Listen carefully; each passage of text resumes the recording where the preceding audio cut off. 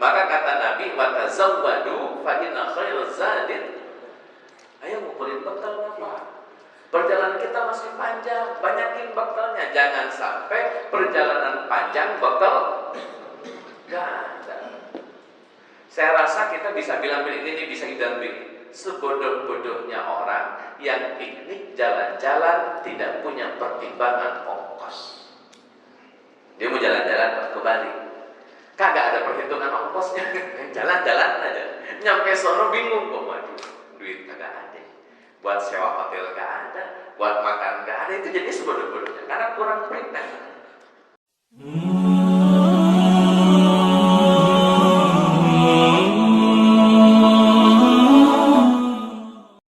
Hadirin ikhwati iman rahimakumullah, di antara kesempurnaan kita sebagai seorang manusia adalah Allah tetapkan kita memiliki fisik yang sempurna.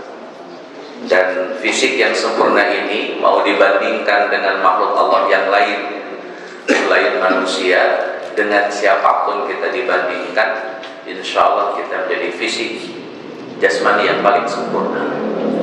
Dengan hewan kita paling sempurna, dengan tumbuhan apalagi kita pasti paling sempurna. Sebagaimana dalam surat At-Tin, laqad khalaqnal insana fi ahsani taqwim. Jadi jelas kalau fisik itu jelas paling sempurna. Tapi persoalannya adalah manusia tidak hanya sekedar fisik. Manusia itu ada esensi yang lain, ada eksistensi yang lain. Karena kalau hanya sekedar mengandalkan fisik tanpa memperhatikan eksistensi yang lain, ya kita akan kehilangan makna sekaligus definisi tentang manusia. Jadi nggak ketemu manusia kalau hanya sekedar memahami fisik tanpa menghadirkan eksistensi yang lain. Maka para ulama sepakat bahwa manusia ini terdiri dari jasmani sekaligus rohani atau ruh lah. Sehingga ada kajian membahas tentang ruh, supaya sesuatu itu disebut manusia, maka dia harus punya jasmani dan sekaligus punya rohani. Jadi kalau cuma jasmani doang tanpa rohani namanya mayat. Kalau hanya fisik doang nggak ada ruh, ya mayat, nggak bisa disebut manusia, disebutnya ya mayat. Tapi ketika ruh itu hadir di dalam sebuah jasad, maka dia berhak disebut sebagai manusia. Hadirin ikhwati rahimakumullah, dalam hadis Arba'in nomor 4 kalau tidak salah dijelaskan bahwa jasmani itu setelah ada di dalam kandungan ibunya atau janin yang kita kenal, di usia 4 bulan janin itu, maka Allah meniupkan ruh. Jadi 4 bulan dulu hidup sebagai sebuah janin, dari mulai embrio, zigot, nempel di dinding rahim sampai jadi janin, menjadi mudghah yang mukhallaqah itu, daging yang berbentuk dalam surat Al-Hajj itu. Maka Allah tiupkan ruh. Maka muncul pertanyaan, Pak, ruh dulu, jasad dulu? Ruh dulu, jasad dulu. Karena dalam hadis Arba'in, janin sudah usia 4 bulan baru ditiupkan ruh, berarti ruh dulu, jasad kata hadis Arba'in nomor 4. Tapi ternyata di hadis yang lain Allah tegaskan bahwa takdir manusia itu sudah Allah tetapkan 50.000 tahun sebelum Allah menciptakan langit dan bumi. Takdir sudah ada, takdir manusia sudah ada jauh sebelum Allah menciptakan langit dan bumi. Gak tanggung-tanggung, durasinya itu 50.000 tahun. Kira-kira waktu Allah menetapkan takdir yang ditetapkan 50.000 tahun sebelum Allah menciptakan langit dan bumi, itu masih berbentuk apa? Masih berbentuk apa? Berarti duluan roh, duluan janin. Balik-balik ini jawabannya. Gak konsisten ya. Tadi janin, sekarang ruh. Yang betul yang mana? Jadi secara fakta bahwa ruh lebih tua, bahkan lebih tua tidak hanya dibanding fisik, ruh itu lebih tua daripada langit dan bumi. Tuaan kita Pak dibanding langit dan bumi. Makanya wajahnya wajah-wajah. Oh enggak ya? Kalau wajah beda. Ini lebih tua umurnya. Nah urusan janin itu perkara muhdath, perkara yang baru janinnya, tapi ruhnya sudah lama. Maka kita sudah ditetapkan oleh Allah Azza wa Jalla ketika Allah menciptakan ruh, kemudian mengumpulkan ruh di sebuah alam yang dikenal dengan nama alam arwah. Kemudian Allah meminta kepada kita persaksian. Makanya dalam surat Al-A'raf ayat 172, alastu bi rabbikum, maka jawaban ruh, semua ruh, saya ulang, semua ruh yang akan Allah utus ke muka bumi, yang akan Allah masukkan ke dalam janin, ruh itu semuanya menyatakan qalu bala syahidna, ya kami bersaksi. Artinya mereka, kita simpulkan Pak, yang namanya ruh semuanya dalam keadaan muslim. Semua, nggak ada yang nggak muslim, semuanya muslim berdasarkan Al-A'raf ayat 172. Dan ini ditegaskan oleh Allah, kenapa kok harus ada persaksian, kenapa harus dideklarasikan, supaya kita nggak punya alasan Pak, supaya kita nggak punya alibi, ya soalnya kan saya lahir dari keluarga bukan muslim, nah, supaya nggak gitu tuh. Iya, tapi kan lingkungan saya, circle saya orangnya jelek semua atau maksiat semua, nggak bisa. Karena konsep dasarnya ya ruh itu selalu hanif, selalu lurus, selalu bertauhid. Maka Nabi SAW tegaskan, kullu mauludin yuladu ala fitrah. Setiap bayi yang dilahirkan oleh manusia itu dalam keadaan fitrah. Apa artinya fitrah? Para ulama menerjemahkan fitrah bukan suci. Dalam syarah hadisnya itu fitrah di situ bimana mail, kecenderungan ila tauhid, kepada tauhid. Jadi fitrah itu bimana tauhid. Jadi setiap bayi yang lahir mereka dihukumi muslim dari rahim siapapun mereka lahir. Mohon izin, misalkan ibu bapaknya Hindu, anaknya lahir muslim. Ketika ibu bapaknya Nasrani, anaknya lahir muslim. Cuma setelah lahir jadi seorang muslim, nanti tergantung ibu bapaknya. Kata Nabi SAW, fa'abawahu, bapak ibunya lah yang punya tanggung jawab, yuhawwidanihi, menjadikan dia seorang Yahudi akhirnya, yumajjisanihi, menjadikan dia seorang Majusi akhirnya, au yunassiranihi, menjadikan dia seorang Nasrani. Jadi hadirin ikhwati rahimakumullah, itulah ruh dengan jasad yang kemudian dijelaskan oleh Quran dan hadis. Kita ini terdiri dari ruh dan jasad, di mana ruh sudah jauh lebih tua dibanding jasad yang kita punya hari ini. Kapan diciptakannya ruh? Allahu a'lam. Itu di luar kapasitas kita. Nabi saja ditanya ruh, jawaban Nabi ya qulir ruh min amri rabbi, dah segitu doang. Wa ma utitu minal ilmi illa bisa banyak.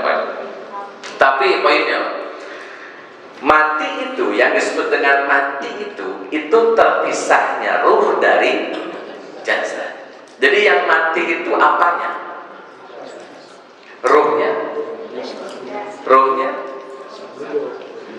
mati. Nah, ruhnya tetap hidup. Ulang lagi. Berarti mati itu sebetulnya bukan kematian. Karena esensinya kita masih hidup. Orang mati itu Pak sebetulnya masih hidup, karena mati itu berpisahnya ruh dari jasad. Yang hidup yang mana Ustaz? Ruhnya.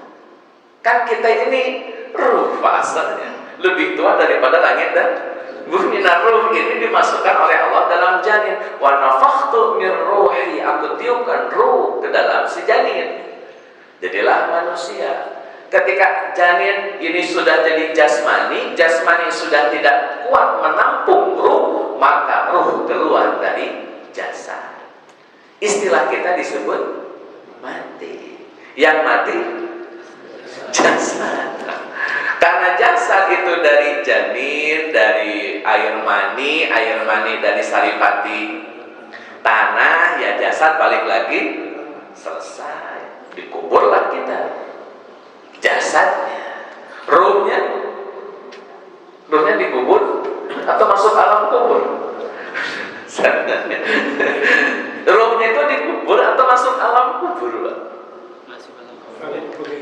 Kubur sama alam kubur sama bedanya.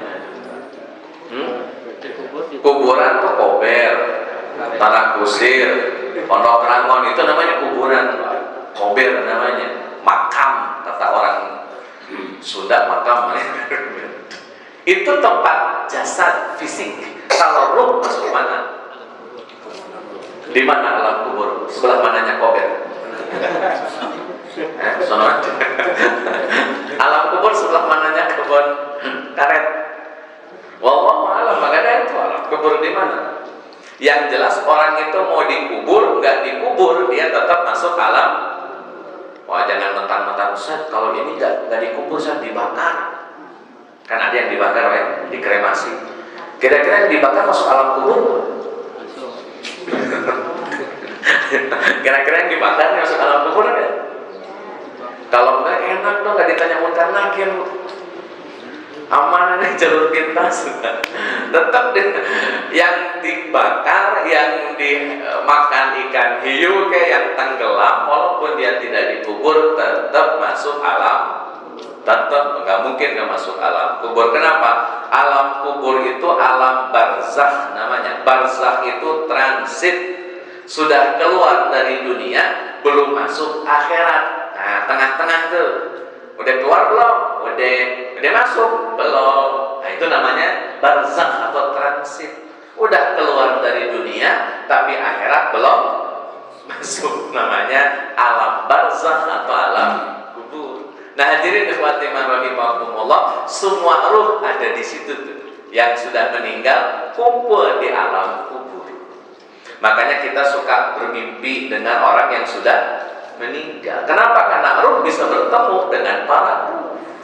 Sampai Nabi SAW tegaskan, kalau ada orang yang bermimpi bertemu denganku, maka itu memang aku, karena syaitan tidak mungkin menyerupakan wajahnya menjadi wajahku, kata Nabi.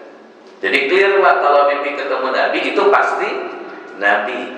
Kalau yang mimpinya Abu Bakar, Umar, Utsman, Ali, pasti, Pak, kalau mereka bermimpi ketemu Nabi, pasti itu adalah Nabi, karena mereka sebelumnya sudah ketemu dengan, oh ini wajah Nabi. Tidak mungkin mereka lupa dengan wajah Nabi.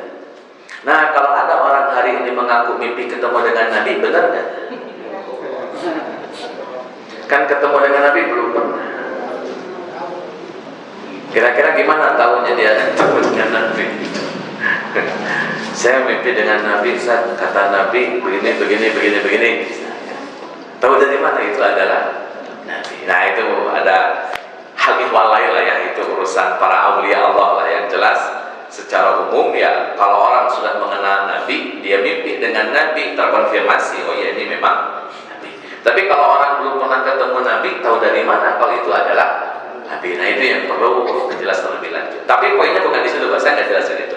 Nah, hadirin rahimakumullah, ruh yang kemudian tadi sudah terpisah dari jasad masuk alam kubur. Setelah masuk alam kubur, ada yang namanya aktivitas pada alam kubur. Kita kenal dengan nikmat kubur atau azab kubur. Sampai akhirnya Allah bangkitkan kubur di padang mahsyar. Di padang mahsyar, hadirin ikhwati rahimakumullah, ada lagi aktivitas, Pak. Yaumal mizan, yaumal hisab, yaum apa lagi? Setelah mizan, hisab, di padang mahsyar itu sudah yaumal hisab, yaumal mizan, apa lagi? Perhitungan lah semua, yang jelas siapapun manusianya pasti diperhitungkan amal baik buruknya di padang mahsyar nanti. Sampai setelah selesai penghitungan, melewati sirat. Setelah melewati sirat, masuk surga atau masuk neraka. Hadirin ikhwati rahimakumullah, ruh terpisah dari jasadnya paling banter usia 60, 70, 80, 90, 100. Roma-romanya sekarang agak kurang, Pak, yang sampai usia 100. Ya, di bawah 100-an. Itu terpisahnya ruh dari jasad. Gak lama, Pak. 90 tahun itu gak lama.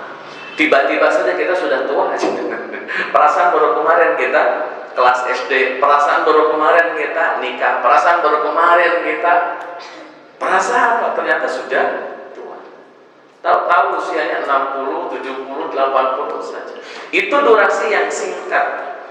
Alam barzah nggak ada yang tahu berapa lama. Wallahi nggak ada yang tahu berapa lama. Bisa puluhan tahun bisa. Bisa ratusan tahun bisa. Wallahi. Padang mahsyar lama sebentar, lama. Nggak ada yang tahu berapa lama itu padang mahsyar. Bisa puluhan tahun, bisa ratusan. Wallahi. Sirotnya sampai masuk surga atau masuk nerakanya kita nggak ada yang tahu Pak, di surga di neraka berapa lama. Wallahualam.